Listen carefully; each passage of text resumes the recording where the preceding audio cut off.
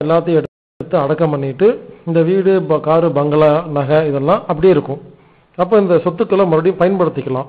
இதுதான் இவங்களுடைய முதல் திட்டம். ரெண்டாவது திட்டம் என்னன்னா, 4வது உலக யுத்தம் அப்படிங்கிறத கொண்டு வந்து அடுத்து கொஞ்சம் வருஷத்துக்கு அப்புறமா மொத்தமா ஒரு 50 கோடி இல்ல 10 கோடி மக்களா மாத்துறது. அப்ப வந்து 4 நாடுதான் இருக்கும். அது என்னங்கிறது இப்பயே முடிவு பண்ணிட்டாங்க. வாஷிங்டன் டிசி, அமெரிக்காவில் இருக்கிற வாஷிங்டன் டிசியை தலைநகராக கொண்டு அமெரிக்கா மொத்தமா ஒரே கண்ட்ரோலுக்கு கொண்டு வர்றது. ரெண்டாவது பீஜிங்கை தலைமையாக கொண்டு வந்து ஆசியா, ஈஸ்ட் ஆசியா ஃபுல்லா ஒன்னா கொண்டு வருது. இந்தியா, ஆசியா எல்லாத்தையும் ஒன்னா கொண்டு வருது. அடுத்தது மாஸ்கோவை தலைநகராக கொண்டு ரஷ்யாவையும் ஈஸ்ட் யூரோப்பையும் ஒன்று சேர்த்துறது. அதுக்கப்புறம் பெரசலா, யூரோப்பில் இருக்கிற ஒரு பெரசலா அப்படிங்கிற நாட்டை ஒரு ஊரை தலைமையாக வச்சு வெஸ்ட் யூரோப்பின்னா ஒன்று சேர்த்துறது. இப்படி 4 நாடா மாற்றி ஒரு 50லிருந்து 20-30 கோடியா மக்களை மாத்துறதா 4வது உலக யுத்தம். அப்புறம் கொஞ்ச நாளுக்கு அப்புறமா பொறுமையா இருந்து 5வது கிளைமேக்ஸ், 5வது உலக யுத்தத்தின் போது 1 கோடி மக்களும் ஒரே கண்ட்ரோலும், உலகமெல்லாம் இவங்களுடைய கண்ட்ரோல். 1 கோடி மக்கள் மட்டும்தான் இருப்பாங்க.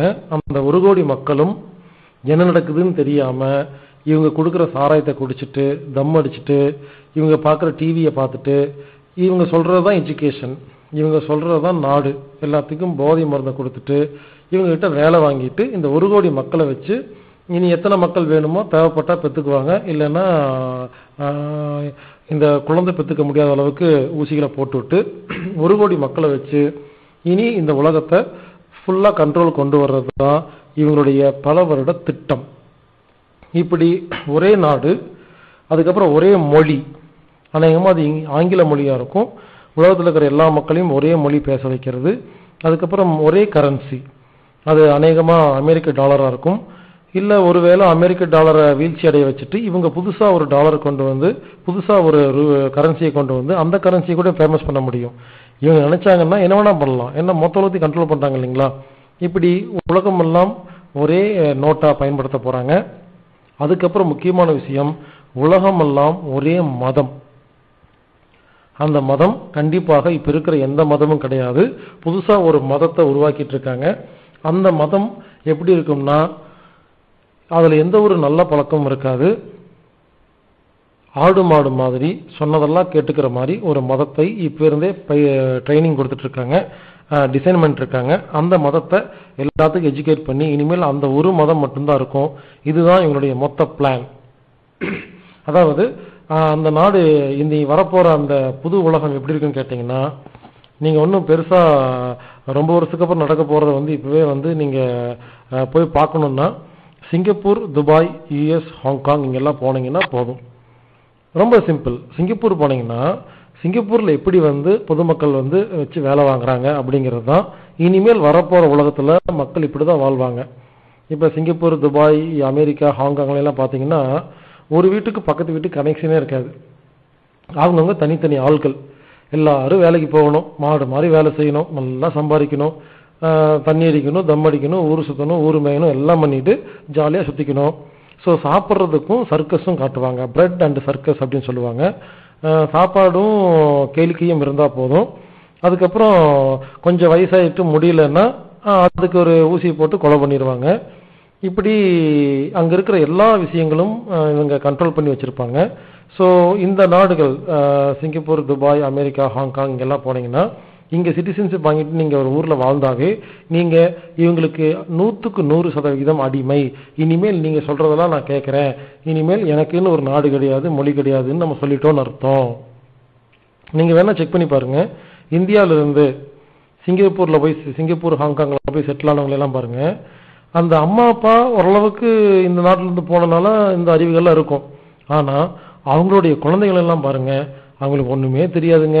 இந்தியா கூப்பிட்டா வரமாட்டாங்க, இந்த கண்ட்ரி அவங்களுக்கு பிடிக்காது, அடிக்கடி கரண்ட் கட்டுது, சொட்டிங்கா இருக்குது அப்படின்னு வரமாட்டாங்க. அவங்க சின்ன வயசுல இருந்து அந்த அந்த கவர்மெண்ட்ல என்ன சொல்லி கொடுத்துருக்காங்களோ அதையெல்லாம் படிச்சுட்டு அதுதான் உலகம்னு நம்பி வாழ்ற அந்த மாதிரி உலகத்துக்கு, ஒரு தனி உலகத்துக்கு இவங்க கூட்டிட்டு போயிடுறாங்க. இவங்க வந்து எப்படி வந்து இந்த உலகத்தை இந்த மாதிரி கொண்டு வருது அவங்களுக்கு ரொம்ப சுலபமா இருக்குன்னு கேட்டீங்கன்னா, அதுக்கு காரணம் ரொம்ப சிம்பிளுங்க.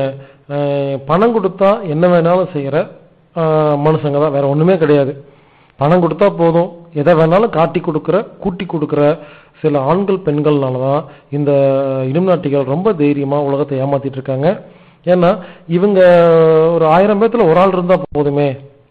அலிபாபா அப்படின்னு ஒரு தமிழ் படம் வந்துருச்சு, அந்த படத்தை ஒரு தடவை பாருங்க. அதுல தேர்ட் பர்சன் அப்படிங்கிற ஒரு கான்செப்டை பத்தி பேசியிருப்பாங்க. எவன் ஒருத்தர் இழிச்சுவாயனோ அவனை வச்சு பல காரியங்கள் முடிக்கிற மாதிரி ஒரு படம் வந்திருக்கும். அதே மாதிரி யாருக்கு தெரியும்னு ஒரு படம், நான் சொல்ற படம் எல்லாம் தமிழ் படம் தான், பல பேர் பார்த்திருக்க மாட்டீங்க. யாருக்கு தெரியுங்கிற ஒரு படத்துல ஒரு வில்லன் என்ன பண்ணுவான்னா, அவனுக்கு வேலை செய்யறதுக்கு ஆள் எப்படி செலக்ட் பண்ணுவான், ஒருத்தனுக்கு திடீர்னு அக்கௌண்ட்ல பணத்தை போட்டு ஃபோன் பண்ணுவான்.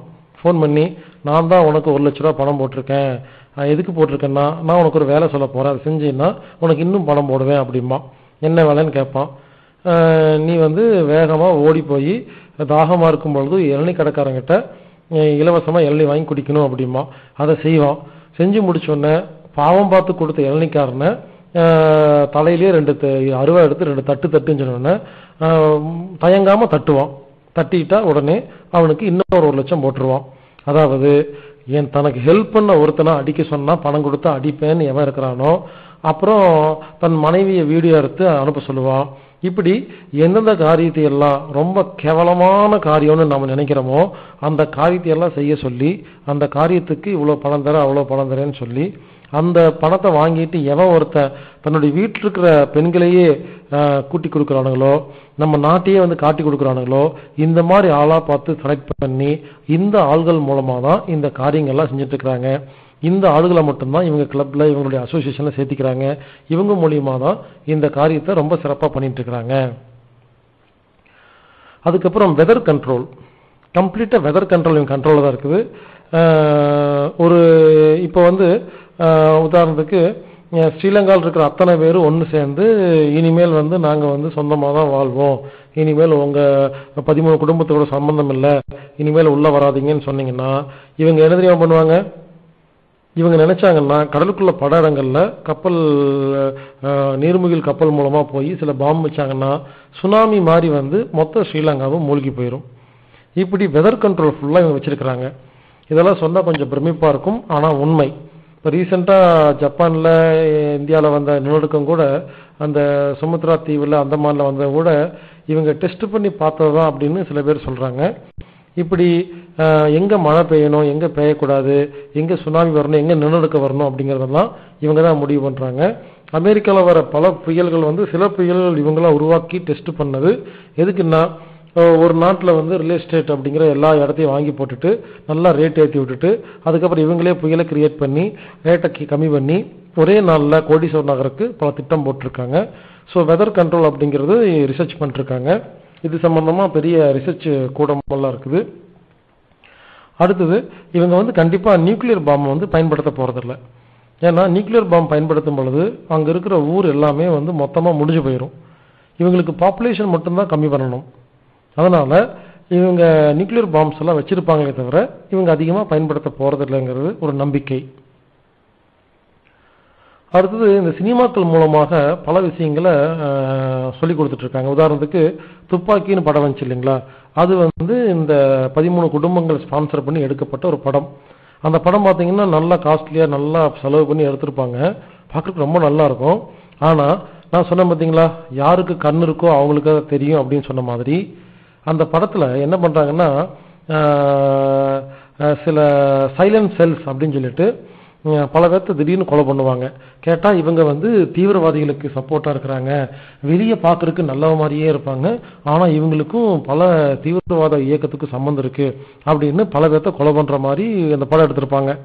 இது எதுக்கு எடுத்தாங்கன்னு கேட்டீங்கன்னா, இந்த 13 குடும்பத்தை எதிர்த்து யாரெல்லாம் பேசுறாங்களோ யாரெல்லாம் மூவ் பண்றாங்களோ அவங்கள இந்த சைலண்ட் ஸ்லீப்பர் செல்ஸ் அப்படிங்கிற பேர்ல கொலை பண்ணிட்டு இவனுக்கும் தீவிரவாதிகளுக்கும் சம்பந்தம் இருந்துச்சுன்னு கேஸை க்ளோஸ் பண்றதுக்காக எடுக்கப்பட்ட ஒரு படம்.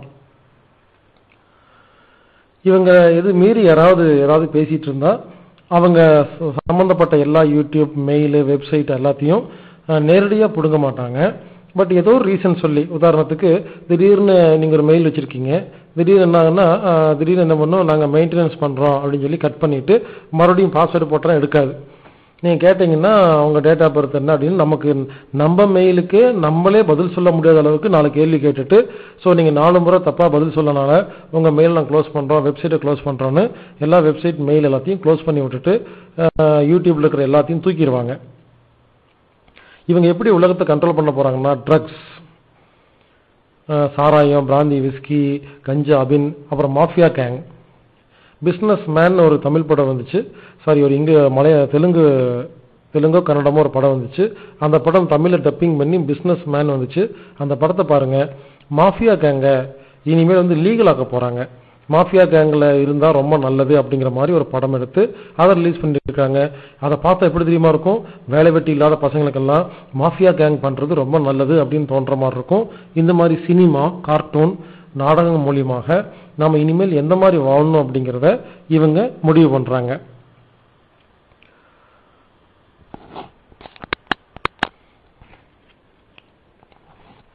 அதே மாதிரி பங்குச்சந்தை தான் இவங்களுடைய எல்லா கம்பெனியும் பிடிக்கிறதுக்கு உதவி செஞ்ச ஒரு மாபெரும் நெட்வொர்க். நான் பங்குச்சந்தை பற்றி மட்டுமே 4 மணி நேரம் பேசுவேன், அவ்வளோ விஷயங்கள் இருக்குது. ரொம்ப சிம்பிளாக சொல்கிறேன். பங்குச்சந்தையில் தயவுசெய்து யாரும் பணம் போடாதீங்க. அது யோசிச்சு பாருங்க, எவனாவது ஒருத்தன் இழிச்சவாங்க நம்ம காசு போட்டால் 1 லட்சம் போட்டால் 10 லட்சம் கொடுப்பானா? கொஞ்சம் யோசிச்சு பாருங்க. உழைச்சி கஷ்டப்பட்டு சம்பாதிச்ச பணத்தையே பிடுங்கிட்டு போயிடுறாங்க. நீங்கள் ஒன்றுமே உழைக்காம கம்ப்யூட்டரில் கொண்டு போய், சிஸ்டத்தில் கொண்டு போய், ஷேர் மார்க்கெட்டில் கொண்டு போய் பணம் போட்டால் அந்த பணம் எங்கிருந்து வரும்? இப்போ ஒரு 100 பேர் சேர்ந்து ஆளுக்கு 1 லட்சம் போட்டீங்க, ஒவ்வொருத்தருக்கு 10 லட்சம் கிடைக்கும்னு ஆசையில் உட்காந்துருக்கீங்க. 10 லட்சம் மிச்சிருக்கு 9 லட்சம் ஒவ்வொருத்தருக்கு எங்கிருந்து கிடைக்கும்? கொஞ்சம் யோசிக்க வேண்டாம்? தயவுசெய்து புரிச்சுக்குங்க. பங்கு சந்தைங்கிறது என்னன்னா இவங்க நடத்துகிற ஒரு ட்ராமா. பொதுமக்கள் எல்லாருமே பங்கு மேலே போகும்னு சொன்னால் பங்கு கீழே போகும், பொதுமக்கள் எல்லாம் கீழே போகும்னா மேலே போகும். பல பேர் நினச்சிட்டு இருக்கிறாங்க பங்கு சந்தை வந்து மேலே போனாதான் லாபம்னு. கீழே போனாலும் லாபங்க. புட்டு, கால், ஃபியூச்சர் ஆப்ஷன், இப்படி நிறைய விஷயங்கள் இருக்கு. இதை பற்றி பல பேருக்கு தெரியாது. இது ஒரு பெரிய சப்ஜெக்ட். உதாரணத்துக்கு 4000 ரூபாயில இருந்த ஒரு பங்கு 1000 ரூபாய்க்கு வந்துச்சுன்னா நீங்கள் நஷ்டம் நினைப்பீங்க. கிடையாது. 4000 ரூபாயில இருந்து 1000 ரூபாய்க்கு வந்துச்சுன்னா ஷார்ட் அடிச்சா லாபம், புட்டு எடுத்தா லாபம். இந்த ஷார்ட் புட்டு இதுக்கெல்லாம் அர்த்தம் தெரிஞ்சாதான் ஷேர் மார்க்கெட்டை பற்றியே தெரியும். ஸோ இது ஒரு பெரிய ஒரு சாஃப்ட்வேர் மாஃபியான்னு வச்சுக்கோங்களேன். அதாவது பொதுமக்கள் எல்லாம் எந்த பக்கம் கட்டுறாங்களோ அதுக்கு ஆப்போசிட்டாக போய் பொதுமக்களை மொத்தம் திவாலாக்குறது தான் இந்த பங்குச்சந்தை. இது ஏற்கனவே சாஃப்ட்வேர் இருக்கு.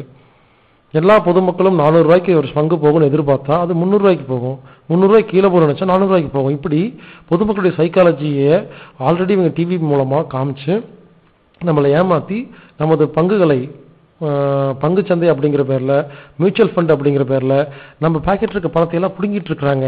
இது வரைக்கும் யாருமே அதில் சம்பாரிச்சவங்களே கிடையாது. அப்படி சம்பாரிச்சாலும் 1000ல் 1 கோடியில் ஒருத்தர் தான் சம்பாரிச்சிருப்பாங்க. அதுவும் கொஞ்சமாக சம்பாரிச்சிருப்பாங்க. அவங்க கடைசியாக அந்த பணத்தை வெளியே தோத்து போகிற வரைக்கும், மொத்தமாக திவாலாகிற வரைக்கும் அந்த மார்க்கெட்டில் தான் இருப்பாங்க. அதனால் ஒரே வார்த்தையில் சொல்கிறேன், பங்குச்சந்தையில் இருந்தால் இது வரைக்கும் எவ்வளோ நஷ்டமானாலும் லாபமானாலும் உடனே பணத்தை எடுத்துகிட்டு வெளியே வாங்க, உழைச்சி சம்பாதிங்க. தயவுசெய்து பங்குச்சந்தையில் பணம் போடாதீங்க, மியூச்சுவல் ஃபண்ட் எதுவுமே போடாதீங்க. அது நம்ம காசுக்கு வேட்டு. உதாரணம் ஒன்று சொல்கிறேன். இந்த ஃபினான்ஸ் மினிஸ்டர், இந்த பெரிய பெரிய ஆளுகள்லாம் பார்த்தீங்கன்னா அடிக்கடி பங்குச்சந்தையை பற்றி டிவியில் பேசிகிட்டு இருப்பாங்க. இவங்க ஏன் தெரியுமா பேசிட்டு இருக்கிறாங்க? இவங்க பேசுகிற ஒவ்வொரு வார்த்தைக்கும் கோடிக்கணக்காக லாபம் கிடைக்குதுங்க. உதாரணத்துக்கு ஒரு பேங்க் இருக்குன்னு வச்சுக்கோங்களேன், அது 1000 ரூபாய்க்கு இருக்கும்.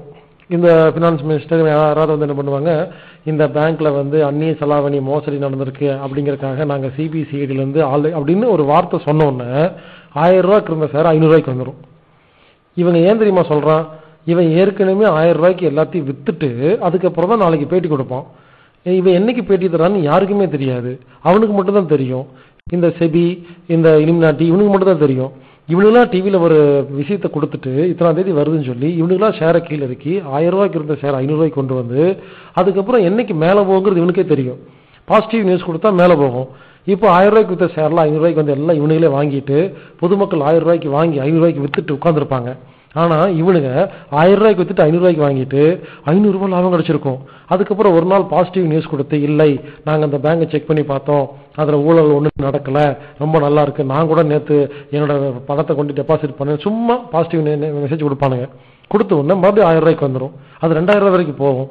இப்படி பங்குச்சந்தையில் இருக்கிற எல்லா பங்குகளும் ஏறி இறங்கி தான் உலகத்தில் இருக்கிற எல்லா கம்பெனியும் விலைக்கு வாங்கியிருக்காங்க. அதனால பங்குச்சந்தையில் இன்வெஸ்ட் பண்ணாதீங்க.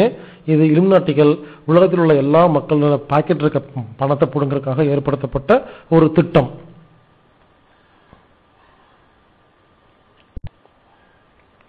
இன்னொரு விஷயம் என்னன்னா, இந்த இலுமினாட்டிஸ் இப்ப அமெரிக்காவில் இருக்கிறாங்க.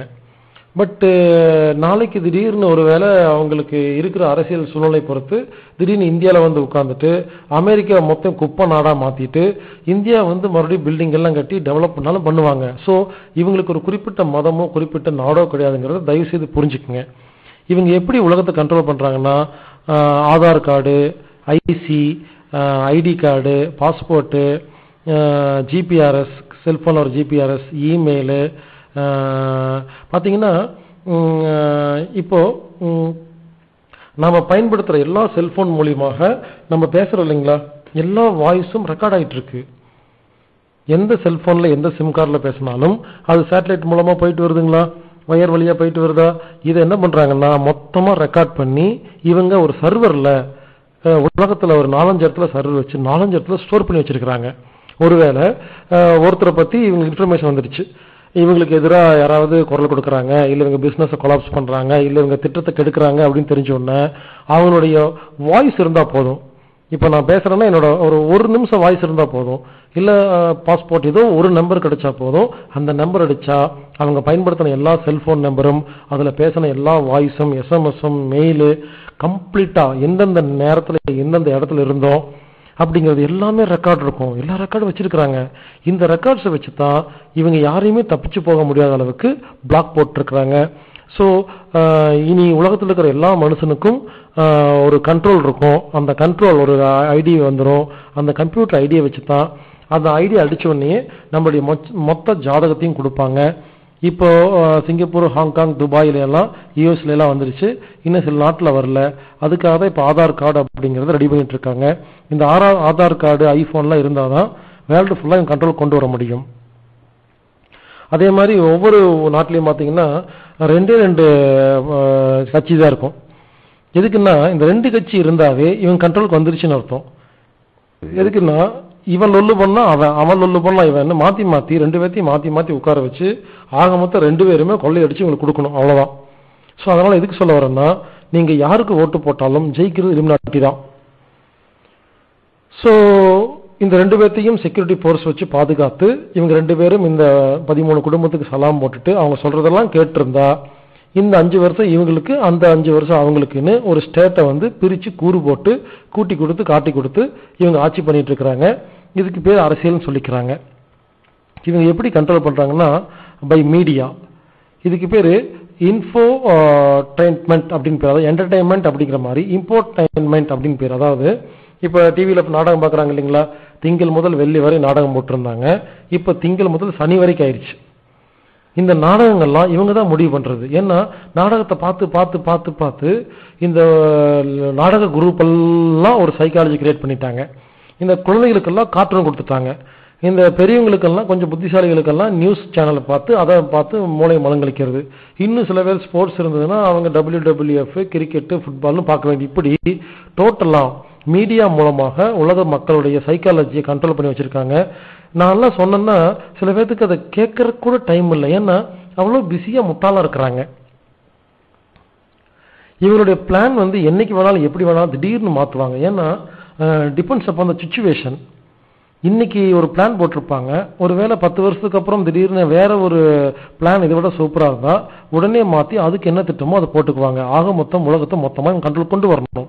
இவங்க என்ன பண்றாங்க, மக்களை எப்படி சைக்காலஜிக்கலா ஏமாத்துறாங்கன்னா, போட்டி பாத்தீங்கன்னா கேம் ஷோஸ் நிறைய நடக்குது. பாத்தீங்களா, போட்டி போடுறது, டான்ஸ் ஆடுறது, பாட்டு பாடுறது, ஃபர்ஸ்ட் பிரைஸ் யாருக்கு அப்படின்னு கேம்ஸ், நிறைய கேம் ஷோ, எஜுகேஷன். ரொம்ப சிம்பிளா சொல்றேங்க, சர்வைவல் ஆஃப் ஃபிட்னஸ்.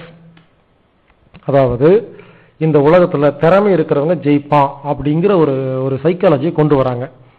இப்போ பல போலீஸ் ஸ்டேஷன்ல போயிட்டு நான் போலீஸ் ஸ்டேஷன் வக்கீல் ஜட்ஜி வீட்டில் போய் நான் கேட்டிருக்கிறேன், நீ இப்படி பணத்தை வாங்கிட்டு நல்லவங்களை எல்லாம் அடிக்கிறீங்களே உதைக்கிறீங்களே, இது ஏன் நிறுத்தக்கூடாதுன்னு கேட்டாங்க. என்ன சொல்றாங்கன்னா, நான் வாங்கல இன்னொருத்தன் வாங்குவான், இது வேற வழி இல்லை, பொழைக்கணும்னா செஞ்சுதான் ஆகணும் அப்படிங்கிறாங்க. அப்போ நீ பொழைக்கணுங்கிறதுக்காக காசை வாங்கிட்டு நல்லவங்களை அடிக்கிறீங்களே உதைக்கிறீங்களே கஷ்டப்படுத்துறீங்களே, அப்போ உங்களை அடிக்கிறதுக்கு இன்னொருத்தனுக்கு காசு கொடுத்தானா நீங்க ஒத்துக்குவீங்களா? நல்லா யோசிச்சு பாருங்க. யாரு ஒருவன் குற்றமற்றவனோ அவன் எரியட்டும் முதல் கல்லை அப்படின்னு சொன்ன மாதிரி இந்த உலகத்துல குற்றம் இல்லாதவங்களே இல்லைங்க முதல்ல. ஸோ எல்லாரும் அவங்கவுங்க ரேஞ்சுக்கு தப்பு பண்ணிட்டு இருக்கிறோம். ஒரு மளிகை கடை வச்சிருக்கிறவர் அவர் ரேஞ்சுக்கு தப்பு பண்றாரு, ஒரு கண்டக்டர் தப்பு பண்றாரு, இப்படி போலீஸ் வக்கீல் எல்லாருங்க.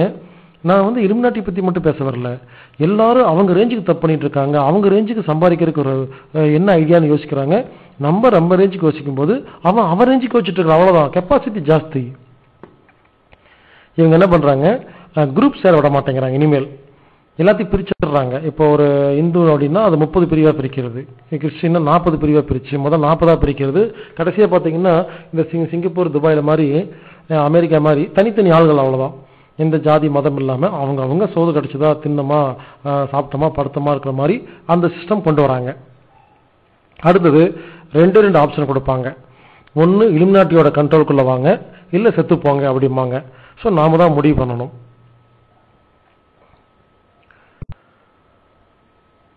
அதே மாதிரி இந்த சிங்கப்பூர்ல எல்லாம் பாத்தீங்கன்னா சில போதைப் பொருள்கள் எல்லாம் அங்க கிடைக்காது. ஆனா சாராய பிராந்தி விஸ்கி சிகரெட் எல்லாம் கிடைக்கும். ஏன்னு கேட்டீங்கன்னா எந்தெந்த நாடெல்லாம் இவங்களுக்கு கண்ட்ரோலுக்கு இன்னும் வரலையோ அங்கங்கெல்லாம் ஹெவியான போதைப் பொருளை கொடுத்துட்டு இருப்பாங்க. எந்தெந்த நாடெல்லாம் இவங்க கண்ட்ரோல்ல ஃபுல்லா வந்துருச்சோ அங்கெல்லாம் மீடியமா கொடுப்பாங்க, அதாவது அர்த்தம் வேலை செய்யற மாதிரி. ஸோ அது மூலியமா இவங்களை மக்களை கண்ட்ரோல் பண்ணிருக்காங்க.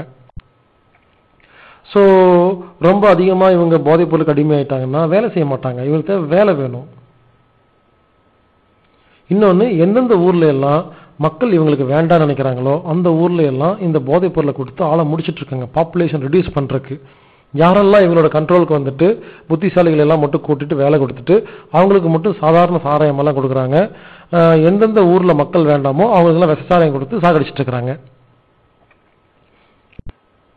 இவங்க பிளான் எப்பவுமே ரொம்ப லாங் டைம் இருக்கிறது தான் இவங்களுடைய ஸ்பெஷாலிட்டி. நாமளும் இனிமேல் பிளான் போடும் பொழுது 1000 வருஷம் 2000 வருஷத்துக்கு பிளான் போட்டா தான் நாம இவங்களுக்கு ஈடு கொடுத்து ஜெயிக்க முடியும்.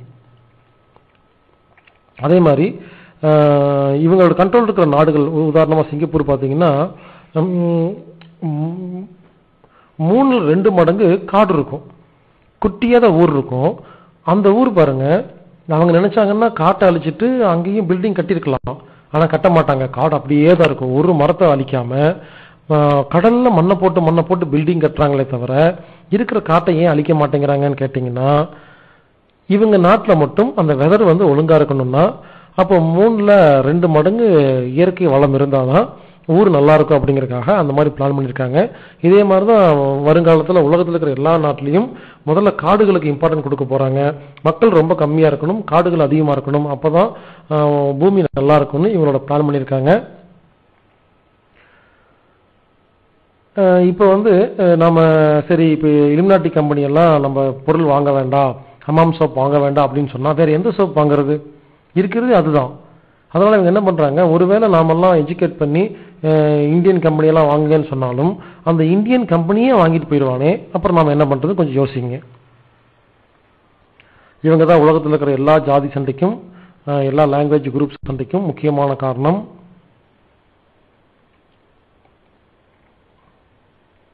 அப்புறம் நமக்கு சாப்பாடு, பெருமை, கேளிக்கை, இது 3 இருந்தா போதுங்கிறத முடிவு பண்ணி அது மட்டும் கொடுக்க போறாங்க.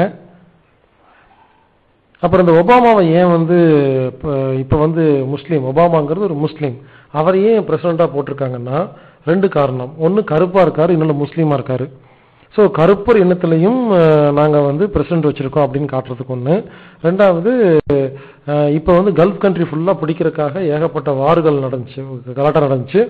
அப்ப ஒபாமாங்கிறது ஒரு முஸ்லீம் தலைவர் இருந்துட்டு இந்த காரியத்தை பண்ணும் பொழுது இந்த முஸ்லீம் மக்கள் கல்ஃப் கண்ட்ரி எல்லாம் நம்ம ஆளு அப்படின்னு சொல்லி கொஞ்சம் அடக்கி வாசிப்பாங்க, திட்ட மாட்டாங்க அப்படிங்கறதுக்காக ஒபாமாவை பிரசிடண்டா வச்சிருக்கிறாங்க.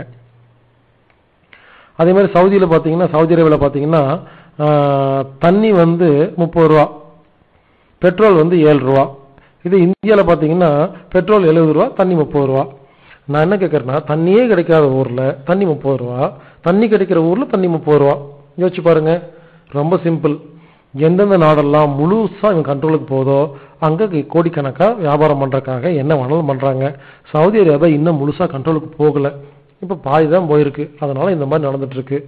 ஸோ இந்தியாவை பொறுத்த வரைக்கும் தண்ணி நம்ம சாதாரண டேங்க்ல தண்ணி குடிச்சிட்டோம்னா இவனுக்கு வருமானம் பத்தாதுங்கிறக்காக தண்ணியை வித்தும் சம்பாரிச்சிட்டு இருக்கிறாங்க. பல சினிமாக்கள் மூலமாக நம்மளை முட்டாளாக்கிட்டு இருக்கிறாங்க. அதே மாதிரி டிவில எல்லாம் பார்ப்போம், சில சாமியார்களை எல்லாம் போட்டு வதைக்கிறாங்க. அது காரணம் என்ன, அந்த சாமியாரோட சொத்தெல்லாம் பிடுங்குறதுக்காக அவங்க பண்ண தப்ப டிவியில காமிச்சு சொத்தை பிடுங்குறாங்க. இதுல காமெடி என்னன்னா, எந்த டிவியில ஒரு சாமியாரை பத்தி தப்பா சொல்றாங்களோ அந்த டிவி முதலாளிகள் அத்தனை பேருமே டெய்லி பண்ற விஷயத்த இவர் என்னைக்காவது ஒரு நாள் பண்ணியிருப்பாரு. அதை தப்புன்னு சொல்லி அவரை போட்டு பிடுங்கி பணத்தை பிடுங்குறதுக்காக இந்த மாதிரி வேலைகள் பண்ணிட்டு இருக்கிறாங்க. அதே மாதிரி போலி மருந்து மாத்திரை கம்பெனின்னு சொல்லி திடீர்னு பிடிப்பாங்க. எதுக்குன்னா, ஒரு கம்பெனி பிடிச்சோன்னா எல்லா கம்பெனியும் இவங்க மொத்தமா கண்ட்ரோல் எடுத்துக்குவாங்க. அதே மாதிரி ஒரு சாமியாரை போட்டு டிவியில போட்டு கொடுமைப்படுத்திட்டு எல்லா சாமியார்ட்ட போய் கண்ட்ரோல் வாங்கிக்குவாங்க. இப்படி டிவியில ஒன்று காட்டுறாங்கன்னாவே அந்த மாதிரி 100 விஷயங்கள் இன்டெரக்டா நடக்குதுன்னு அர்த்தம். இந்த 13 பேர் தான் உலகத்தில் இருக்கிற எல்லா விஐபிகளையும் பாதுகாத்துட்டு இருக்காங்க. ஏன்னா உதாரணத்துக்கு ஒரு ஸ்டேட்ல சிஎம் இருக்காங்கன்னு வச்சுக்கோங்களேன், அவங்க ஒழுங்கா இந்த 13 பேருக்கு உதவி செஞ்சுட்டு இருக்கிறாங்க. அவங்கள சிஎம்மா வச்சிருப்பாங்க, அப்பதானே சிஎம் வச்சுக்க முடியும். இப்போ அவங்கள பாதுகாப்பு வச்சிருப்பாங்க. நாமளும் நினைச்சாலும் அந்த சிஎம் எல்லாம் கொலை பண்ண முடியாது. ஏன் தெரியுமா, இவங்களை சாகடிச்சிட்டா அப்புறம் இதே மாதிரி ஒரு ஃப்ராடுக்கு அவங்க எங்க போவாங்க. அதனால யாரெல்லாம் உலகமாக ஃப்ராடுகள் காட்டி கொடுக்குறாங்க, கூட்டி கொடுக்குறாங்க, எதை பத்தி மனிதாபம் இல்லாம பொதுமக்களை ஏமாத்தி இந்த இலுமினாட்டிக்கு சம்பாதிச்சு கொடுக்குறாங்களோ இவங்களை பாதுகாப்புறதே இவங்க தான். ஒருவேளை எகென்ஸ்டா மாறினா மட்டும்தான் இவங்களை கொலை பண்ணுவாங்க. Republic of India, republic of Sri Lanka அப்படின்னு ரிபப்ளிக் அப்படிங்கிற வார்த்தை எங்கெங்கெல்லாம் இந்த நாட்டு கேட்குறீங்களோ இதை முழுசா அவங்க பிடிச்சிட்டாங்கன்னு அர்த்தம். யுனைடெட் அப்படின்னா பிடிச்சிட்டாங்கன்னு அர்த்தம். கிங்டம் அப்படின்னா இன்னும் பிடிக்கல, பிடிச்சிட்டு இருக்காங்க, பாதி பிடிச்சிட்டாங்க, மீதி பிடிக்க போறாங்கன்னு அர்த்தம். இதை வச்சு நாம எந்த கண்ட்ரி யாருக்கு பிடிச்சிருக்காங்கிறத கன்ஃபார்ம் பண்ணிக்கலாம். அதே மாதிரி இப்போ உலகத்தை ஃபுல்லா கண்ட்ரோல் பண்ணி முடிச்சுட்டாங்க, ஆல்மோஸ்ட் முடிச்சுட்டாங்க. இப்போ அவங்களுக்கு போர் அடிக்குது. ஏன்னா ஆரம்பத்துல உலகத்தை கண்ட்ரோல் பண்ணும்போது நோட் அடிக்கும் போது சந்தோஷமா இருந்துச்சு. இப்ப ஏறக்குறைய உலகத்தில் இருக்கிற எல்லா கம்பெனியும் விலைக்கு வாங்கியாச்சு. இனிமேல் கொஞ்ச நாள்ல இவங்க போடுற திட்டமும் சரியா போயிரும் நம்பிட்டு உலகத்தை ஒரு கொடைக்கீழ கொண்டு வர போறாங்க நம்பிக்கை வந்தனால இப்ப என்ன பண்ணிட்டாங்க, இவங்களுக்கு இந்த உலகத்து மேல இந்த பூமி மேல ஆசையே கிடையாது. ஏன்னா ஆல்மோஸ்ட் பூமி வந்துருச்சு. இப்ப இவங்க கவனம் எல்லாம் வேற்று கிரகத்துல தான் இருக்குது. இதுக்காக அமெரிக்கால ஏரியா 51 அப்படின்னு ஒரு பெரிய ஏரியா இருக்குது. இந்த ஏரியால இருந்து வெளி கிரகத்துக்கு பறக்கும் தட்டுகளை எல்லாம் விட்டு ராக்கெட் சேட்டலைட் எல்லாம் விட்டு ஃபுல் ரிசர்ச் பண்ணிருக்காங்க. இப்படி ஊர்ல ஏமாத்தின எல்லா பணத்தையும் வச்சு இப்ப அவங்க செஞ்சுட்டு இருக்கிறது வெளி கிரகத்துல என்ன இருக்குது அப்படின்னு. உடனே கேட்கலாம், இவங்களுக்கு இந்த வேண்டாத வேலைன்னு. இப்போ நம்ம ரேஞ்சுக்கு என்ன பண்ணுவோம், வெளிநாடு போகணும்னு ஆசைப்படுவோம். இன்னொரு லோ லெவல் என்ன பண்ணுவாங்க, வெளியூருக்கு போகணும்னு ஆசைப்படுவாங்க. ஒருத்தர் சைக்கிள் வாங்கணும்னு ஆசைப்படுவாரு, ஒருத்தர் கார் வாங்கணும்னு ஆசைப்படுவாரு, ரொம்ப வசதியானவங்க ஹெலிகாப்டர் வாங்கணும்னு ஆசைப்படுவாங்க. அப்போ அவங்க ரேஞ்சுக்கு ஆசைப்படுறாங்களா? அப்போ இவங்க ரேஞ்சுக்கு என்ன பண்றாங்க, இவங்க வெளி கிரகத்துக்கெல்லாம் போய் சுத்தி பார்க்கணும், அங்க என்ன இருக்குன்னு கண்டுபிடிக்கணும்னு சொல்லி இப்போ முழு பணத்தையும் அங்க கொண்டு போய் கொட்டிட்டு இருக்கிறாங்க. இந்த சஞ்சய் சால்வா நம்ம இந்திய நாட்டு வீராங்கனை, அதாவது வெளி கிரகத்துக்கு ராக்கெட்ல போயிட்டு செத்தாங்க இல்லைங்களா, அதுக்கு பின்னால பெரிய கதையெல்லாம் இருக்குது. ஏதோ இவங்க முக்கியமான இன்ஃபர்மேஷன்லாம் அவங்க கண்டுபிடிச்சிருப்பாங்க. அந்த இன்ஃபர்மேஷன் வெளியே தெரியக்கூடாது அப்படிங்கிற மறைக்கிறதுக்காக வர்ற வழியில ஒருவேளை இவங்களா அந்த சேட்டலைட்டை அந்த ராக்கெட்டை ஸ்பேஸ் ஷிப்பை கொலாப்ஸ் பண்ணிருக்கலாம். இல்ல போன இடத்துல செத்துருப்பாங்க, அங்க செத்துட்டாங்கன்னு சொன்னா அசிங்கமா இருக்குங்கிறதுக்காக வர்ற வழியில பூமிக்கு கிட்ட வரும்பொழுது வெடிச்சிருச்சுன்னு சும்மா போய் சொல்லுவாங்க. இப்படி நேற்று நடந்த விஷயத்த ஊருக்கே தெரிஞ்ச ஒரு விஷயத்தையே டிவியில தப்பா காப்பிக்கிறாங்க. அப்படிங்கும்போது உதாரணத்துக்கு சென்னையில ஆளுங்கட்சி பந்த் நடத்தும் போது பாருங்க, ஆளுங்கட்சி டிவியில இன்று பந்த் சிறப்பா நடந்தது, கடைகள் மூடப்பட்டுச்சுன்னு காமிச்சிருப்பாங்க. இதே எதிர்கட்சி டிவியை பாருங்க, எதிர்கட்சியில இந்த பந்த் நடக்கவில்லை, ஆளுங்கட்சி தோத்து போச்சு, ஊரில் வழக்கம் போல கடைகள் திறந்துருச்சுன்னு 10 கடை காட்டுவாங்க. இப்ப இவ்வளவு தூரம் WhatsApp, mail, email, Facebook, phone இவ்வளோ கம்யூனிகேஷன் இருக்கிற இந்த காலத்திலேயே டிவியில தப்பா காமிக்கிறாங்கன்னா இவங்க என்ன வேணா காமிப்பாங்க. ஸோ ஆக மொத்தம் இவங்களுடைய மொத்த திட்டம் என்னன்னா, உலகத்தை 1 கோடி மக்களை வச்சு மொத்தத்தை அடிமையா வச்சு வேலை வாங்குறது தான் இவங்க மொத்த திட்டம். இதுக்கு தேவையான பில்டிங், ரோடு இதெல்லாம் போடுற வரைக்கும் தான் இந்த 700 கோடி பேர் வச்சிருப்பாங்க. இவங்களுக்கு எந்தெந்த நாட்டில் எந்த மாதிரி ரோடெல்லாம், பில்டிங் எல்லாம் வேணுமோ எல்லாம் கட்டி முடிச்சோடனே இனிமேல் இந்த லேபர்கள் தேவையில்லை அப்படிங்கறக்காக 300 கோடியா மாத்தி, அதுக்கப்புறம் 100 கோடி 50 கோடியா மாத்தி, அதுக்கப்புறம் 1 கோடியா மாத்தி உலகத்தை ஒரே குடைக்கு கீழே இந்த 6000 பேர் சேர்ந்து கண்ட்ரோல் பண்ணி வாழ்ந்து இந்த வர வருமானத்தை வச்சு வெளிக்கிரகத்துக்கு ஆராய்ச்சி பண்றதுதான் இவங்க முழு நேர திட்டம். இதுதான் இவங்க வாழ்க்கை லட்சியம். இதுக்காக தான் இத்தனை பேர் இவ்வளோ கஷ்டப்பட்டு இவ்வளோ பொதுமக்களை ஏமாத்தி பொய் சொல்லி கொலை பண்ணி இந்த ஒரு திட்டத்தை நடத்திட்டு இருக்கிறாங்க. இதுதான் இவங்களுடைய பிளான்.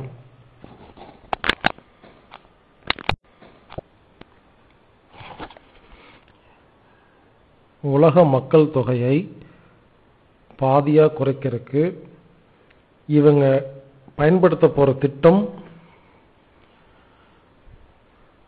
ரொம்ப மோசமான ஒரு திட்டம். அது என்னன்னா தடுப்பூசி திட்டம். ரொம்ப சிம்பிள். தடுப்பூசி எந்த குழந்தைக்கெல்லாம் போடுறீங்களோ இனிமேல் அந்த குழந்தைகளுக்கு குழந்தையே பிறக்காது. இவ்வளவுதான்.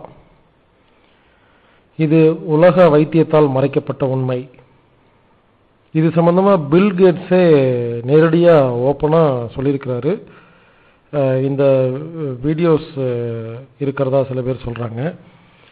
அதாவது இப்போ தடுப்பூசி போடுறாங்க இல்லைங்களா ரெகுலரா, எப்போ ஒரு குழந்தைக்கு தடுப்பூசி நீங்க ரெகுலரா கரெக்டா போட்டுட்டீங்களோ அந்த குழந்தைக்கு ஃபியூச்சர்ல குழந்தை பெற்றுக்கிற தன்மை இருக்காது, மாட்டுத்தன்மை உண்டு பண்ணிடும்.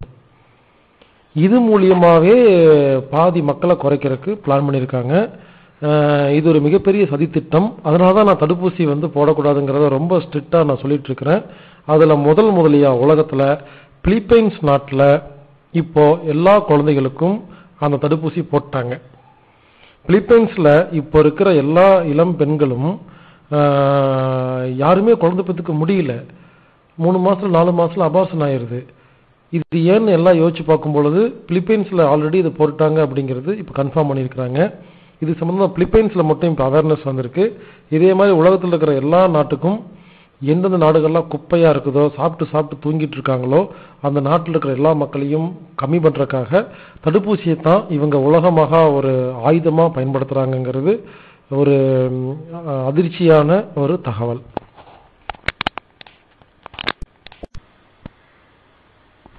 நீங்கள் கேட்க இருப்பது உலக அரசியல் என்ற தலைப்பில் பீசோ மாஸ்டர் பேசிய 6 மணி நேர பேச்சின் 6வது பாகம். மொத்தம் 6 பாகம், ஒவ்வொன்றும் 1 மணி நேரம் இருக்கும். இப்ப நீங்க கேட்க போறது 6வது பாகம். மேலும் விவரங்களுக்கு pisomaster@gmail.com அப்படிங்கிற மெயிலுக்கு மெயில் அனுப்புங்க.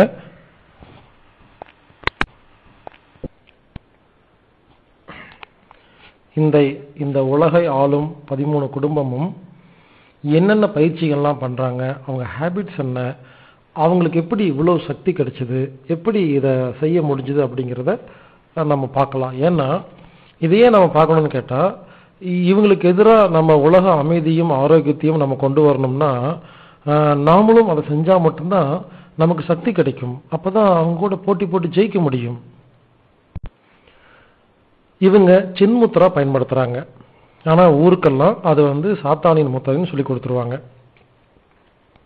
இவங்க கவச தியானம் பண்றாங்க, கவச சக்கரத்தை பயன்படுத்துறாங்க.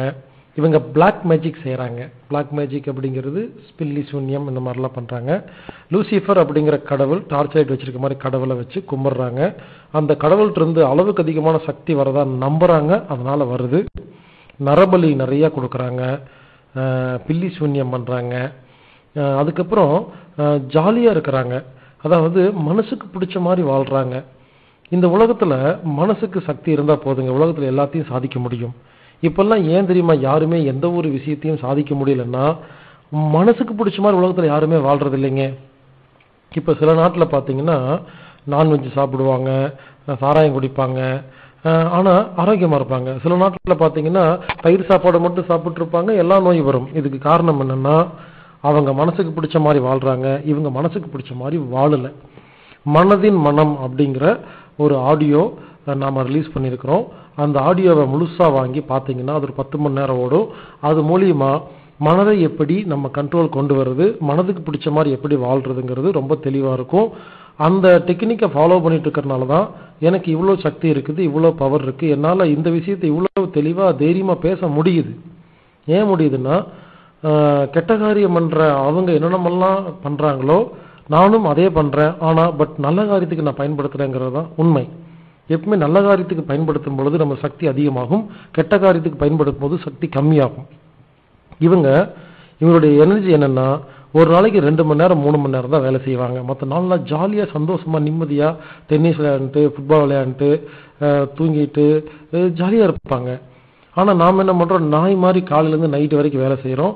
அப்போ அதுக்கே மொத்த சக்தி செலவாயிருது. நம்ம என்ன பண்ணுறோம் ஏது பண்ணுறோன்னு லாங் டேர்ம் திட்டம், அதாவது ஃபியூச்சரை பற்றி கவலைப்படுறதில்ல, இன்றைக்கி வேலை செஞ்சால் போதுன்னு சொல்கிறோம்.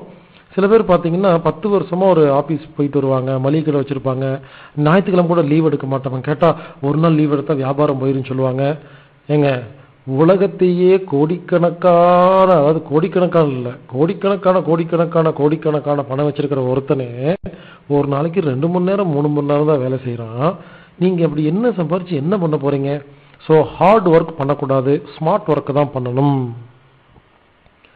அடுத்தது ரொம்ப முக்கியமான விஷயம் என்னன்னா, இவங்க மாயர்கள் அப்படின்னு ஒரு 5000 வருஷத்துக்கு முன்னால மெக்சிகோவில் வாழ்ந்த மக்கள் இருக்காங்க. இப்போ புதுசாக கூட கேள்விப்பட்டிருப்போம், மாயன் கேலண்டர் முடிய போகுது, உலகம் அழிய போகுதுன்னு சொல்லி எல்லாரும் பார்த்துட்டு இருந்தாங்க. அந்த மாயர்கள் பயன்படுத்தின எல்லா டெக்னிக்கையும் இவங்க என்ன பண்ணுறாங்க, ரொம்ப தெளிவாக அங்கிருந்து எல்லாம் உருவிட்டு அந்த விஷயங்கள் எல்லாம் கரெக்டாக ஃபாலோ பண்ணிருக்காங்க. ஏன்னா மாயர்கள் ரொம்ப கணிதத்திலையும் வானசாஸ்திரம், அஸ்ட்ராலஜி, அஸ்ட்ரானமி எல்லாமே ரொம்ப கரெக்டாக தெரிஞ்சவங்க. அதை எல்லாத்தையும் இவங்க கற்றுருக்குறாங்க, அதை எல்லாத்தையும் நீங்கள் அப்ளை பண்ணுறாங்க. இவங்க பித்தாக்கரஸ் வாழ்ந்த காலத்தில் ஆரம்பத்தில் வாழ்ந்தனால இவங்க மேத்தமேட்டிக்ஸ் புலி, மேத்தமேட்டிக்ஸை பயன்படுத்தி எல்லாமே கண்டுபிடிச்சி கரெக்டாக ஃபாலோ பண்ணுவாங்க. பல சிக்னல் கோடு வேர்டு இதெல்லாம் பயன்படுத்துவாங்க. அடுத்தது அட்டாமா சித்தி அப்படின்னு சொல்லுவாங்க. இந்த அட்டாமா சித்தியை இவங்க கரெக்டாக ஃபாலோ பண்ணிருக்காங்க. அதாவது வசியம் பண்ணுறது, மற்றவர்களை தன் வசப்படுத்துதல், மோகனம் செய்தது, பிறரை தன் மீது மோகம் கொள்ள செய்தல், ஸ்தம்பம் செய்தது, அப்படியே ஸ்தம்பிக்க செய்வது, உச்சாடனம் செய்கிறது, தீய சக்திகளை அனைத்தையும் விரட்டுவது, ஆக்ரோஷனம் துர்தேவதைகளை பணிய வைப்பது, பேதனம் பேதலித்தி போக செய்வது, வித்வேஷனம் பகையை உண்டாக்கி பிரிப்பது, மரணம் உயிருக்கு கேடு விளைப்பது, இப்படி 8 விதமான மாந்திரீக அட்டாமா சித்திகள்னு சொல்றாங்க இல்லைங்களா. இது பொதுவாக சொல்லுவாங்க இதெல்லாம் செய்யறவங்க கெட்டவங்க அப்படின்னு சொல்லுவாங்க. ஆமா, இது செஞ்சு இதுல கிடைக்கிற சக்தியை வச்சு நல்ல காரியம் பண்ணலாம், இதை வச்சு கெட்ட காரியம் பண்ணலாம். தயவு செய்து புரிஞ்சுக்கங்க, கத்திங்கிறது ஒரு ஆயுதம், இது சமையலுக்கு பயன்படுத்தலாம், அடுத்த குத்துறதுக்கு பயன்படுத்தலாம். நெருப்புங்கிறது ஒரு ஆயுதம், இதை நாம சமையலுக்கும் பயன்படுத்தலாம், வீட்டை கொளுத்துறதுக்கு பயன்படுத்தலாம். ஸோ அட்டாமா சித்திகளை இவங்க ரொம்ப பர்ஃபெக்டாக ஃபாலோ பண்ணுறாங்க. அதனால தான் இந்த அட்டாமா சித்திகளை செய்கிற எல்லா யோகா சென்டர், எல்லா சாமியார்களையும் இவங்க முடிச்சிடுறாங்க. ஏன்னா அவங்க இருந்தாங்கன்னா, இது சொல்லிக் கொடுக்க ஆரம்பிச்சிட்டாங்கன்னா அப்புறம் உலக மக்களுக்கு தெரிஞ்சிடும். இவங்க சொல்கிற அந்த 1 கோடி மக்களுக்கு இந்த அட்டாமா சித்திகள்லாம் தெரியக்கூடாது அப்படிங்கிறதுல ரொம்ப கேர்ஃபுல்லாக இருக்கிறாங்க. அடுத்தது இவங்க இந்த உடல் உறவு விஷயத்தில் ஒரு பாலிசி ஃபாலோ பண்ணிருக்காங்க. இது ஏற்கனவே ஓஷோ சொல்லி கொடுத்துருக்கிறாரு. பல நாடுகளில் இதுக்கு கோர்ஸ் நடந்துட்டு இருக்குது, இப்போ கூட நடந்துட்டு இருக்குது. பட் இந்தியாவில் இந்த அளவுக்கு இன்னும் வரல. ஏன்னா ஒருத்தனுக்கு ஒருத்தி அப்படிங்கிற ஃபார்முலா இங்கே இருக்கிறதுனால இந்தியாவில் வரும்பொழுது அடிச்சு துரத்திடுறாங்க, அதனால வர்றதில்லை. இந்த செக்ஸ் அப்படிங்கிற விஷயத்தில் அவங்க ரொம்ப தெளிவாக இருக்கிறாங்க. அதை நான் சூட்சமாக சொல்கிறேன், முடிஞ்சால் புரிஞ்சுக்குங்க. உங்களுக்கு ஆரஞ்சு பழம் பிடிக்குதுன்னு வச்சுக்கோங்களேன், நான் ஆரஞ்சு பழம் கொடுக்குறேன், காலையில் மத்தியானம் சாயந்தரம் 3 நேரம் ஆரஞ்சு பழம் கொடுத்துக்கிட்டே இருக்கிறேன், சாப்பிட்டுக்கிட்டே இருங்க. ஒரு 4 நாளுக்கு அப்புறம் பார்த்தீங்கன்னா ஆரஞ்சு பழம் பிடிக்காம போயிடும். ஏன்னா நம்மகிட்ட எந்த சத்து இல்லையோ அது ஆரஞ்சு பழத்தில் இருக்கிறதுனால பிடிச்சது. திரும்ப திரும்ப ஆரஞ்சு பழம் சாப்பிடும் பொழுது நமக்கு ஆரஞ்சு பழத்து மூலமாக கிடைக்க வேண்டிய எல்லா சத்தும் உடம்புல கிடைச்சி முடிச்ச உடனே மறுபடியும் சாப்பிடும் பொழுது அது திகட்டிடுது. அப்போ நம்ம வேற ஒரு பழம் மாத்தினாதான் அந்த பழத்திற்கு சத்தெல்லாம் நமக்கு கிடைக்கும். இந்த மாதிரி உடல் உறவு விஷயத்திலையும் இவங்க என்ன பண்ணுவாங்கன்னா, இதுக்கு ஒரு வரைமுறையே வச்சுக்க மாட்டாங்க. ஒருவனுக்கு ஒருத்தி அப்படியெல்லாம் கிடையாது. இவங்க குடும்பத்தில் 6000 பேத்துக்குள்ள யாரு வேணாலும் யாரு கூட வேணாலும் இருந்துக்குவாங்க. சிலதெல்லாம் சொன்னா ரொம்ப வெக்கக்கேடா இருக்கும். ஆனா வேற வழி இல்லை, சொல்லித்தான் ஆகணும். இவங்க தன்னுடைய சொத்துக்கள் அடுத்த ஃபேமிலிக்கு போகக்கூடாது அப்படிங்கறக்காக அப்பாவே பொண்ணை தன்னுடைய சொந்த மகளை கல்யாணம் பண்ணிருக்காங்க. அந்த வரல அந்த ரெக்கார்ட்ஸ் எல்லாம் இருக்கு. அண்ணன் தங்கச்சி கல்யாணம் பண்ணிக்குவாங்க. சில நேரத்துல பையனே அம்மாவை கல்யாணம் பண்ண மாதிரி இவங்களுக்குள்ள அதெல்லாம் தெரியாது. இவங்களுக்கு பொறுத்த வரைக்கும் பிறந்துட்டா ஆன்மா, அவ்வளவுதான். இது குடும்பம், அண்ணன் தம்பி அப்படியெல்லாம் இவங்க யோசிக்கவே, மாமா மச்சான் அப்படியெல்லாம் யோசிக்கவே மாட்டாங்க. மனுஷங்க அவ்வளவுதான். இந்த 6000 பேருக்குள்ள இவங்க எப்படி வேணாலும் இருந்துக்குவாங்க. ஸோ உடலுறவுல இவங்க ரொம்ப தெளிவா எப்ப தேவையோ அப்போ பயன்படுத்துறாங்க, எப்ப தேவையில்லையோ பயன்படுத்துறது இல்லை. கடமைக்காக எதையுமே செய்யறதில்லைங்கிறதுனால உடலுறவு மூலியமா கிடைக்கிற அந்த எனர்ஜியை வச்சு இவங்க பல விஷயத்தை சாதிக்கிறாங்கிறது இன்னொரு உண்மை. அடுத்தது இவங்களுக்கு பல கொள்கைகள் இருக்கு. அதை பத்தி நம்ம பார்க்கலாம். இந்த ரூல்ஸ் ஆரம்பத்திலேயே இவங்களுக்கு சொல்லி கொடுத்துருக்காங்க. அந்த ரூல்ஸை வச்சு தான் இப்போ இவங்க வாழ்ந்துட்டு இருக்காங்க. இது சின்ன வயசுலயே இவங்களுக்கு சொல்லி கொடுத்துருவாங்க. என்னன்னு கேட்டா, இவங்க சாத்தான வழிபடுறவங்க. ஒரு விஷயம் புரிஞ்சுக்குங்க, சாத்தான் அப்படின்னா பேய் பிசாசு கிடையாது. இவங்க அகராதியில சாத்தான் அப்படிங்கிறது என்னன்னா இறை மறுப்பாளர்கள், அவ்வளவுதான். இவங்க சாத்தானுக்கு இன்னொரு டெபினிஷன் வச்சிருக்காங்க. அதனால தைரியமா தன்னை சாத்தான் வழிபடுறவங்கன்னே சொல்லிக்கிறாங்க. இவங்க 8 விதமான விளக்கம் சொல்றாங்க சாத்தானுக்கு. 1, சாத்தான் என்பது இன்பத்தில் திளைப்பது, இன்பத்தை வெறுத்து ஒதுக்குவது அல்ல. 2, சாத்தான் என்பது உயிர்ப்புடன் வாழ்வது, ஆன்மீக கற்பனை கனவுகளை கொண்டது அல்ல. 3, சாத்தான் என்பது தெளிவான ஞானம், சுய ஏமாற்று வேலை அல்ல. 4, சாத்தான் என்பது தகுதியானவர்கள் மீது அன்பாக இருப்பது, ஒன்றுக்கும் உதவார்கள் மீது அன்பை வீணாக்குவது அல்ல. 5, சாத்தான் என்பது பழி வாங்குதலை ஊக்குவிப்பது, இன்னொரு கன்னத்தை காட்டுவது அல்ல. இந்த இடத்துல புரிஞ்சிருக்கும், ஆன்டி கிறிஸ்ட் அந்த கொள்கை வரும். 6வது, சாத்தான் என்பது பொறுப்புள்ளோரிடம் பொறுப்பை கொடுப்பதும், பேய்த்தனமான பைத்தியகாரர்கள் எண்ணங்களை உடையவரிடம் அல்ல. 7, சாத்தான் என்பது மற்றவர்கள் பாவங்களாக கருதுபவற்றை உயர்வாக குறிப்பிடுகிறது. அவை உடல் ரீதியாக, அறிவு ரீதியாக, உணர்வு ரீதியாக இவ்வமைப்பை சேர்ந்தவர்களுக்கு மகிழ்ச்சியை கொண்டு வருகிறது என்று வாதிடார்கள் இவர்கள். அடுத்து 8வது, சாத்தான் என்பது அதை நம்பியவர்களுக்கு மிக நெருங்கிய நண்பனாக இருக்கிறது. ஏனென்றால் அதனுடைய கொள்கைகள் வியாபாரத்தில் உபயோகப்படுத்தப்பட்டு எத்தனை ஆண்டுகளாக வெற்றிகரம் நடைபெறுகிறது. அதாவது சாத்தான் அப்படிங்கிறது என்ன சொல்றாங்கன்னா, இப்ப என்ன தோணுதோ, என்ன ஜாலியா என்ஜாய்மெண்ட் என்னென்ன இருக்க தோணுதோ அந்த மாதிரி ஜாலியா வாழ்ந்துட்டு சாகருக்கு தான் நம்ம பிறந்திருக்குமே தவிர யாருக்கும் பாவபட்சியம் பார்க்கக்கூடாது, கருணை காட்டக்கூடாது. அன்புங்கிறது இருந்தா கூட அன்பா ஒருத்தர்கிட்ட கட்டி பிடிச்சிட்டு இருக்கும் போது கூட, கை குலுக்கும் போது கூட உள்ள தீ மாதிரி எரிஞ்சிட்டு இருக்கணும் அப்படிங்கிறது தான் இவங்க சாத்தானுக்கு 8 விதமான டெபினிஷன் சொல்றாங்க. இந்த டெபினிஷனை தினமும் திரும்ப திரும்ப நினைக்கிறாங்க. அதனாலதான் இவங்க யாருகிட்டையும் அன்பு ஏமாற்றம் அப்படிங்கறதெல்லாம் கிடையாது. ஏன்னா இவங்க எப்பவுமே ஒரே மாதிரிதான் எல்லாத்தையும் பார்த்துட்டு இருப்பாங்க. இவங்க ஏகப்பட்ட பித்தலாட்ட வேலை பண்ணி ஊரை ஏமாத்துறதுனால, அதே அந்த உலகத்துல எல்லா டெக்னிக்கும் பயன்படுத்தி ஊரை ஏமாத்துறதுனால இவங்களுக்கு பாம்பின் கால் பாம்பரியும் அப்படிங்கிற மாதிரி எப்படியெல்லாம் ஏமாத்துவாங்கன்னு தெரிஞ்சிருக்கிறதுனால மற்றவங்க ஏமாத்த முடியாது. ஏன்னா இவங்க அதே கண்ணோட்டத்துல பார்த்துட்டு இருப்பாங்க. அடுத்தது, இவங்க 9 விஷயத்தை பாவம்னு சொல்றாங்க. இந்த பாவத்தை செய்யற யாரையும் இவங்க மதிக்கவே மாட்டாங்க. உதாரணத்துக்கு முட்டாள்தனம். ஏன் இந்த 300 கோடி மக்களை கொலை பண்ண போறாங்கன்னா, முட்டாள்தனமா இருக்காங்களாமா. முட்டாள்தனமா இருக்கும்போது உங்களுக்கு பிடிக்கலையாமா. அடுத்து பாசாங்கு காட்டுறது, அடுத்து சுய அனுபவம், சுய ஏமாற்றம், கூட்டு வாழ்க்கை, தொலைநோக்கு பார்வை இன்மை, ஆன்மீக வழிகளில் மறதி, புகழுக்கு எதிர்மறையான விஷயங்கள், அழகுணர்ச்சி இல்லாமை, இப்படி யாரெல்லாம் இருக்காங்களோ இதெல்லாம் பாவம். இவங்க கூட எல்லாம் சேர மாட்டாங்க. இவங்களையெல்லாம் இவங்க வெறுத்து ஒதுக்குறாங்க. அடுத்தது, இவங்களுக்கு ஒரு 11 கட்டளைகள் ஆரம்பத்திலிருந்தே கொடுத்துருவாங்க. இதுக்குத்தான் அந்த ஃபங்க்ஷன்லாம் வைக்கிறாங்க. அது என்னன்னு கேட்டீங்கன்னா, 1, மற்றவர்கள் கேட்டா மட்டும்தான் அறிவுரையோ அபிப்பிராயமோ சொல்லணும், இல்லைன்னா சொல்லக்கூடாது. இது முதல் கண்டிஷன். 2வது, மற்றவர்கள் கேட்க விரும்பினால் மட்டுமே உங்களுடைய கஷ்டங்களையும் துயரங்களையும் அவர்கிட்ட பங்கிட்டுக் கொள்ளணும். 3, எதிரிடமிருந்து ஒருவன் பொய்யாக இருந்தால், எதிரில் இருப்பவன் ஒரு பொய்யாக இருந்தால் அவனுக்கு மரியாதை காட்டு அல்லது அவன் அருகில் செல்வதை தவிர்த்து விடு. பாருங்க, இந்த இடத்துலதான் நாம எதிரில் யாராவது தப்பான ஆள் இருந்தா பண்ணுவோம், திட்டுவோம், அடிப்போம், கோவப்படுவோம். இவங்க என்ன சொல்றாங்க, ஒன்றும் ஒதுங்கிரு, இது வெற்று, அவ்வளவுதான், டைம் வேஸ்ட் பண்ணாதே அப்படிங்கிறாங்க. உங்களுக்கு போட்டி வியாபாரி உங்களுக்கு எரிச்சலூட்டினால் அவனை கருணையின்றி கொடுமையாக நடத்துங்கள். பாருங்க, யோசிக்கவே யோசிக்காதீங்க, பிசினஸ் பண்ணுமா யாராதான் சரி முடிச்சுட்டு போயிட்டே இருங்க அப்படிங்கிறது சின்ன வயசுலயே கட்டளையா சொல்லி கொடுத்துட்றாங்க. எதிர்க்கு நபர்கள் சமிச்சை கொடுக்காமல் அன்றி செக்ஸ் ரீதியாக உடல் உறவுகளில் முன்னேறாதீர்கள். அதாவது அனுமதி இல்லாம எந்த ஒரு உடல் உறவுக்கும் நீங்க தயாராகாதீங்க, அது எனர்ஜியை கம்மி பண்ணிரும். இதன் மூலியமாக நமக்கு வீக் ஆகும் பொழுது எதிரிகள் அட்டாக் பண்ணிடுவாங்க அப்படிங்கிறது ரொம்ப தெளிவா இருக்கிறாங்க. இப்ப பொதுமக்கள் பல பேர் வீக்கா இருக்கிற ஒரே ஒரு காரணம் விருப்பமே இல்லாத உடலுறவு. அதான்.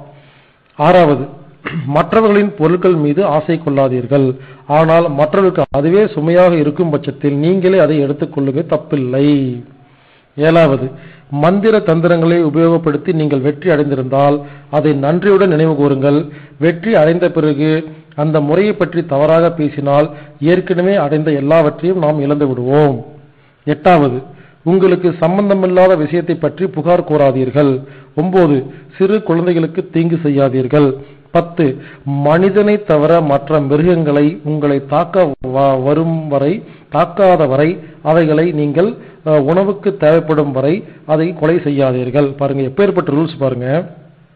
மனுஷனை கொலை பண்றது பண்ணிக்கலாமாமா, மிருகங்களை மட்டும் அது நம்மளை தாக்கனாவோ இல்ல உணவுக்கு தேவையான மட்டும்தான் கொலை பண்ணணும், மற்ற இடத்துல சாதாரணமா கொலை பண்ணாதீங்க. ஆனா மனுஷனை எத்தனை பேர் வேணா கொலை பண்ணுங்க அப்படிங்கிறது இவங்களுடைய 10வது ரூல்ஸ். 11வது ரூல்ஸ், திறந்த வெளியில் நடந்து கொண்டிருக்கும் பொழுது யாருக்கும் தீங்கு செய்யாதீர்கள். யாராவது உங்களுக்கு தொந்தரவு கொடுத்தால் அவர்களை நிறுத்தச் சொல்லுங்கள், நிறுத்தவில்லை என்றால் அவனை முடித்து விடுங்கள். இப்படி 11 ரூல்ஸோட சின்ன வயசுல இருந்தே பிராக்டிஸ் கொடுத்து 9 விஷயத்தை பாவம்னு சொல்லி அதுக்கப்புறம் 8 சாத்தானுக்கு விளக்கம் கொடுத்து இப்படி சின்ன வயசுல இருந்தே இவங்களுக்கு ட்ரைனிங் கொடுத்து வளர்த்திருக்கிறதுனால இவங்களுக்கு பாவம் புண்ணியம்னா என்ன, கருணை அன்புன்னு என்ன தெரியல. அதனாலதான் இவங்க இவ்வளவு பெரிய பிசினஸ் பண்ண முடியுது. தயவுசெய்து புரிஞ்சுக்குங்க, எப்ப கருணையும் அன்பும் இல்லையோ நம்ம பிசினஸ் ரொம்ப நல்லா இருக்கும். ஆனா இதனால பாதிக்கப்படுறது எத்தனை பேருங்கிறத நாம இப்ப கண்கூடா பார்த்திருக்கிறோம். அதனால கருணை அன்பும் இருக்கணும், அதே சமயத்துல மற்றவங்கள்ட்ட ஏமாறல் இருக்கணும். இதுதான் ஞான வாழ்க்கை. இவங்க பண்றது அசுரத்தனமான வாழ்க்கை. நாம தேவர்கள் அப்படிங்கும் போது எப்படி இருக்கணும்னா நல்ல காரியம் பண்ணணும், அதுக்காக யார்கிட்டையும் ஏமாறக்கூடாது. இந்த மாதிரி வாழ்க்கை ரொம்ப சிறப்பா இருக்கும். இந்த வாழ்க்கை எப்படி வாழ்றதுங்கிறதையும் நாம ஏற்கனவே முக்தி அப்படிங்கிற பேர்ல ஆடியோ விட்டுருக்கிறோம். அதை நீங்க முழுசா கேட்கும் பொழுது அது உங்களுக்கு புரிஞ்சிடும்.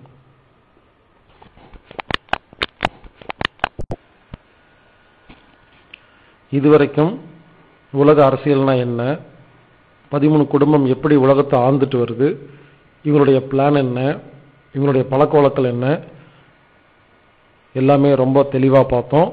இப்போ நீங்க எல்லாரும் கேட்கிற கேள்வி புரியுது. சரி, இனி நாம் என்ன செய்யணும்? சொல்யூஷன், தீர்வு. இது ரொம்ப முக்கியமானது.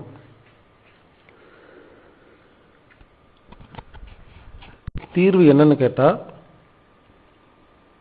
நம்ம எல்லாரும் சேர்ந்து இந்த உலகத்தை அமைதியா நிம்மதியா வாழ்றதுக்கான ஏற்பாடுகளை உலகத்தில் உள்ள ஒவ்வொருத்தரும் பொறுப்பேற்றுக்கிட்டு செய்யணும்.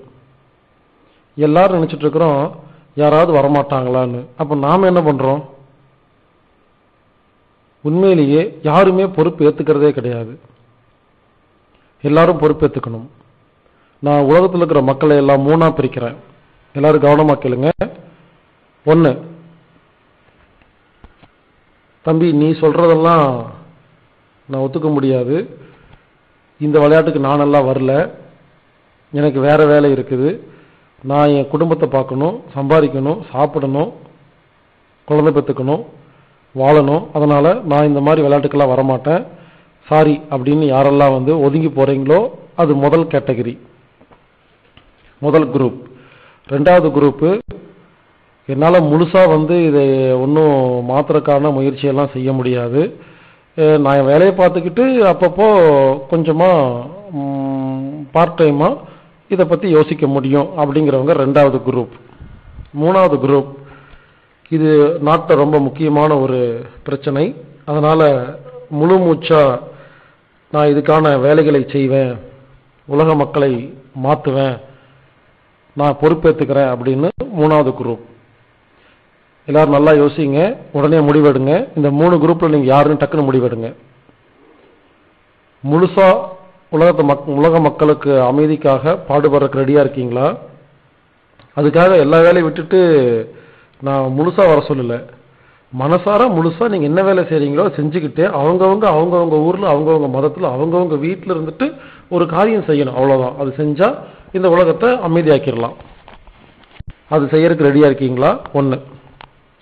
இல்லைங்க பார்ட் டைமா செய்யறேன் 2. 3வது நான் எதுவும் செய்ய மாட்டேன், உன் வேலையை என்னவோ பார்த்துட்டு போ அப்படிங்கிறது 3. இது யாருங்கிறத முடிவு பண்ணிட்டீங்களா? எனக்கு இந்த வேலை வேண்டாம், நான் என் வேலையை மட்டும்தான் பார்ப்பேன் யாரெல்லாம் சொன்னீங்களோ நீங்க சீக்கிரமா செத்து போயிருங்க. ஏன்னா நீங்க இருந்து உலகத்துக்கு பிரயோஜனமே கிடையாது. உங்களால எனக்கும் பிரயோஜனம் இல்லை, அந்த இலுமினாட்டிக்கும் பிரயோஜனம் இல்லை. சாப்பிட வேண்டியது, வேலைக்கு போக வேண்டியது, குழந்தை பெற்றுக்க வேண்டியது, படுத்து நல்லா தூங்க வேண்டியது. உலகத்தை என்ன நடக்குது ஏது நடக்குதுன்னு பார்க்கறதில்ல. அப்படி யாராவது சொன்னாலும் கேட்கறதில்ல, கேட்டு பொறுப்பு ஏத்துக்கிறது இல்லை. நீங்க இருந்தா என்ன இல்லாட்டி என்ன? உங்களை மாதிரி ஆளுகளை தான் 300 கோடி பேர்த்த கொலை பண்றதுக்கு பிளான் பண்ணியிருக்கிறாங்க. 2வது கேட்டகரி, நான் பார்ட் டைமா செய்வேன் அப்படிங்கிறவனுக்கெல்லாம் சொல்லிக்கிறேன், செய்யுங்க. என்ன செய்யுங்கன்னா, நினைச்சா போதுங்க இந்த உலகத்தை மாத்தலாங்க. இந்த 13 பேர் சேர்ந்து, இவங்க மனுஷங்க தான், இவங்க யாரும் கிடையாது. இந்த 13 மனுஷங்க எப்படி உலகத்தை கண்ட்ரோல் பண்றதுக்கு முடிஞ்சதுன்னா எண்ணம். அவங்க நம்புறாங்க என்னால முடியும்னு, அவங்க சாதிச்சு காட்டுறாங்க. நாம நம்பல, அதனால சாதிச்சு காட்டல, அவ்வளவுதான். ஏங்க, உலகத்தை கெடுக்கிறதுக்கு 13 பேர் இருக்கும் பொழுது உலகத்தை காப்பாத்துறதுக்கு ஒரு 14 பேர் இருக்க மாட்டோம் உலகத்துல? யாருக்கு தில் இல்ல? நான் ரெடி. எத்தனை பேர் வரீங்க? அவ்வளவுதான். யாரெல்லாம் பார்ட் டைமா நான் ஹெல்ப் பண்றேன்னு சொல்றீங்களோ உங்க எல்லாத்துக்கும் சொல்றேன், சங்கல்பம் பண்ணுங்க, நினைச்சு பாருங்க. இப்ப நான் நிறைய ரூல்ஸ் சொல்லுறேன், என்ன பண்ணணும் என்ன பண்ணக்கூடாதுன்னு. எல்லாத்தையும் கேட்டு எதெல்லாம் பண்ண முடியுமோ அதெல்லாம் பண்ணுங்க. ஒண்ணுமே முடியலையா, காலையில எந்திரிச்ச உடனே நான் சொல்றத 3 முறை திரும்ப சொல்லுங்க, நினைச்சு பாருங்க, உருகுங்க. நைட்டு தூங்குறதுக்கு முன்னால நான் சொல்றத திரும்ப சொல்லுங்க, சாப்பிட்றதுக்கு முன்னால நான் சொல்றத சொல்லுங்க. ஒரு பேப்பர் எடுத்து எல்லாரும் எழுதுங்க. இந்த சங்கல்பத்தை வேதாத்திரி மகரிஷி ஐயா அவர்கள் உலக சமாதானம் அப்படிங்கிற பேர்ல ரொம்ப தெளிவா சொல்லியிருக்காரு. அவர் ஏற்கனவே யோசிச்சு முடிவெடுத்திருக்காரு போல் இருக்கு. அதனால ஒரு பேப்பர் எடுத்து நான் சொல்றத எழுதிட்டு, இனிமேல் காலையில் எந்திரிச்சு உடனே 1 முறை, 3 முறை, நைட்டு தூங்குறதுக்கு முன்னால 3 முறை, சாப்பிடும் பொழுது 3 முறை மட்டும் சொல்லி பாருங்க, நினைச்சு பாருங்க. இந்த எண்ணம் உலகத்தில் இருக்கிற அத்தனை பேரும் ஒன்று சேர்ந்து நினைக்கும் பொழுது அது கண்டிப்பா நடந்தே தீரும். நமக்கு கத்தி தேவையில்லை, புத்தி தேவையில்லை, எண்ணம் இருந்தால் போதும். எழுதுங்க. உலகிலுள்ள பொறுப்புடைய தலைவரெல்லாம் உயிரறிவை உள்ளுணர்வாய் பெறுதல் வேண்டும். உலகத்து நாடுகளின் எல்லை காக்க ஓருலக கூட்டாட்சி வலுவாய் வேண்டும். உலகில் போர் பகை அச்சமின்றி மக்கள் உழைத்துண்டு வளம் காத்து வாழ வேண்டும். உலகெங்கும் மனிதகுலம் அமைதி என்னும் ஒரு வற்றாத நன்னிதி பெற்றுய்ய வேண்டும். இதோட பேப்பர்ல எழுதி திரும்ப திரும்ப சொல்லிட்டே இருங்க, நினைச்சு பார்த்துட்டே இருங்க, கண்டிப்பா நடக்கும். சீக்ரெட் அப்படின்னு ஒரு படம் இருக்குது, அது 1.5 மணி நேரம் ஓடுற ஒரு இங்கிலீஷ் படம், த சீக்ரெட் அப்படின்னு பேரு. அந்த படத்தை எல்லாரும் திரும்ப திரும்ப பாருங்க. ரகசியம் அப்படிங்கிற தமிழ் படம் இருக்கு, தமிழ் டப்பிங் பண்ணி இருக்குது. தேவைப்பட்டா நம்ம கிட்ட நீங்க கேட்டு வாங்கிக்கிங்க. அந்த சீக்ரெட்டுங்கிற படத்தை உலகத்தில் இருக்கிற எல்லாரும் மாசத்துல 1 முறையாவது திரும்ப பார்க்கணும். சீக்ரெட்னா என்னன்னா, நாம எது நினைக்கிறோமோ அது நடக்கும். இந்த இலுமினாட்டி என்ன பண்றாங்கன்னா, டிவி பேப்பர் மூலியமாக நம்மள தாழ்வா நினைக்க வச்சுட்டே இருக்கிறாங்க. அதனால நம்மளால சாதிக்க முடியல. நாம எல்லாரும் உயர்வா நினைக்கும் பொழுது கண்டிப்பா சாதிக்க முடியும். அதனால எல்லாத்தையும் கேட்டுக்கிறேன், எண்ணத்தால ஒன்று சேருவோம், நினைச்சு பார்ப்போம், இந்த உலகத்தை மாற்றுவோம். 3வது, யாரெல்லாம் நான் ஆக்ஷன் எடுக்க ரெடியா இருக்கிறேன், நான் பொறுப்பேற்றுக்கிறேன்னு சொல்றீங்களோ, இப்போ நான் நிறைய ரூல்ஸ் எல்லாம் சொல்லுவேன், அதெல்லாம் கவனமா